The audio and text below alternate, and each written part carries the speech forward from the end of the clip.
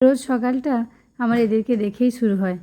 রবিবার সকালটাও তেমনভাবেই শুরু হয়েছিল, খালি একটু লেটে। ঘুম থেকে উঠেই ফ্রেশ হয়ে চলে এসেছি রান্নাঘরে আগের দিনের বাজারপত্রগুলো গোছানোর জন্য। এখন শুধু ছেলের খাবারের প্যাকেটগুলো বের করে নেব, বাকিগুলো পরে গোছাবো। কারণ ওর বাবা সকালে বাড়িতে আছে, খাওয়ার টাইম মতো না দিলে আবার কথা শোনাবে। কারণ আমার ছেলের বাবা মনে করে যে আমি ঠিকঠাকভাবে ছেলের যত্ন নিই না। আচ্ছা, এটা কি শুধু আমার ছেলের বাবাই মনে করে, নাকি সবার? কমেন্ট করে জানাবেন। সপ্তাহে 6টা দিনই সকালে ছেলেকে ঘুম থেকে তোলা থেকে খাওয়ানো, ধোয়ানো, যত্ন নেওয়া সব কিছু আমরাই করি। খালি রবিবার একটা দিন ঘরে থাকে, তাতেই কথা শোনায় যে আমরা নাকি বাচ্চা কাচ্চার যত্ন নিই না। এই রবিবার সকালে ছেলের টিফিনটা ওনার মতো করেই বানানো হচ্ছে। সব কিছু আমি করে দিয়েছি, উনি খালি লাস্ট ফিনিশিংটা দেবেন।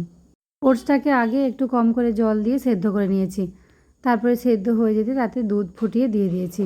কারণ প্রথম থেকে দুধে ওটসটা ফুটালে আমার মনে হয় যে দুধটা অতক্ষণ ফুটলে বোধহয় দুধের গুণটা নষ্ট হয়ে যাবে।